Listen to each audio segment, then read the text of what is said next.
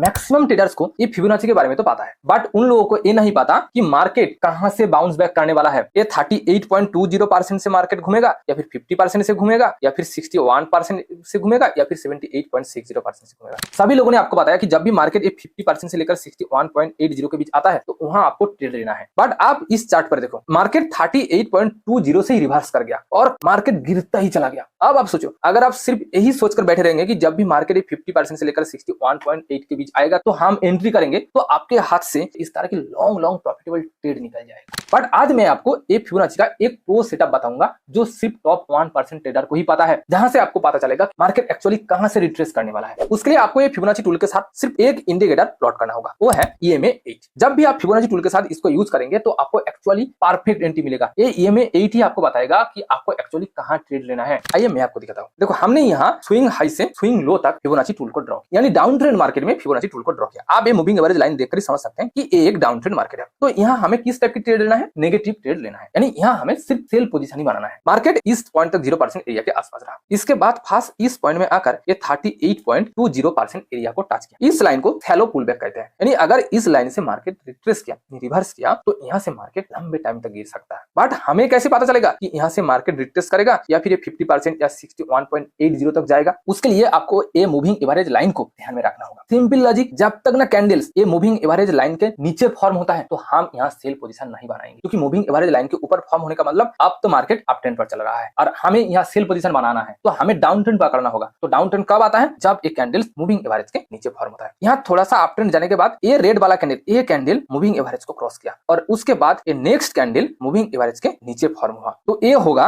हमारा entry candle. तो इस कैंडल में हम एंट्री लेंगे, यानी सेल पोजीशन बनाएंगे और हमारा स्टॉप लॉस कितना होगा? 50% एरिया तक। और आपका टारगेट कहां तक होगा? आपका टारगेट होगा 1:2 रिस्क रेशियो, यानी स्टॉप लॉस का 2 गुना। तो हम इस पॉइंट तक टारगेट बुक कर सकते हैं। तो आपने प्रैक्टिकली देखा कि ये फिबोनाची के साथ जब भी आप EMA 8 को यूज करेंगे आपको कितना परफेक्ट एंट्री मिलता है। इसलिए तो टॉप 1% ट्रेडर जब भी फिबोनाची को यूज करते हैं वो EMA 8 को यूज करते हैं। अगर आपको फिबोनाची प्रो स्ट्रेटजी का PDF चाहिए तो आप कमेंट में प्रो टाइप करिए, मैं आपको PDF भेज दूंगा। और हाँ, इस तरह की वैल्यूएबल कंटेंट के लिए आप चैनल को फॉलो करना मत भूलिए।